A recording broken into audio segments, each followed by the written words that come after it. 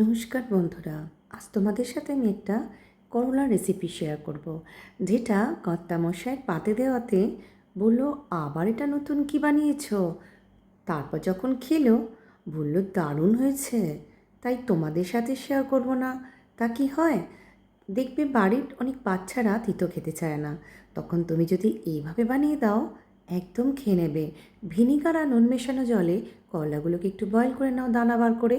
এবার একটা প্যান নাও, প্যানে মেথি ফোড়ন দিলাম, আর ওই যে করলার ভেতর থেকে অল্প বার করে সেটা দিলাম।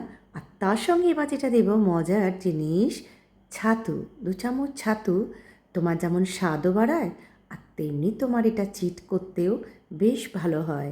তাই 2 চামচ ছাতুকে একটু জল দিয়ে নাড়াচাড়া করে এর মধ্যে দিয়ে দিলাম। দেওয়ার পর এবার যেটা দেব, গরমকাল, আর তার মধ্যে একটু টক টক হলে কেমন হয়, একটু আমকে গ্রেট করে খোসা ছাড়িয়ে এর মধ্যে দিয়ে দিলাম।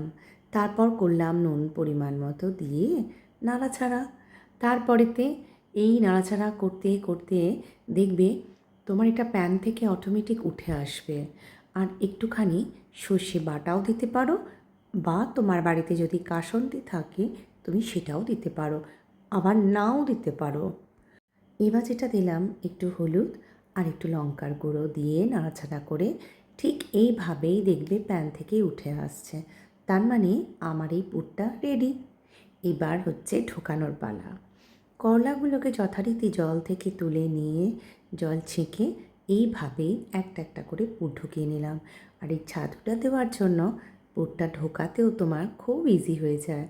এবার একটু প্যানে দিলাম তেল, আর তারপর পটাপট নিলাম ভেজে। আর খেতে হয়েছিল দারুণ, যেটা কর্তামশাইয়ের খুব ভালো লেগেছিল, তাই না বাড়ির ছেলেপুলেদেরও খুব ভালো লেগেছিল। তো কেমন লাগলো অবশ্যই জানিও। আর তোমরাও কিন্তু এটা ট্রাই করো, খেতে কিন্তু খুব ভালো। শুধু মুখেও তুমি খেতে পারবে, তেতো একটুও লাগবে না। টাটা।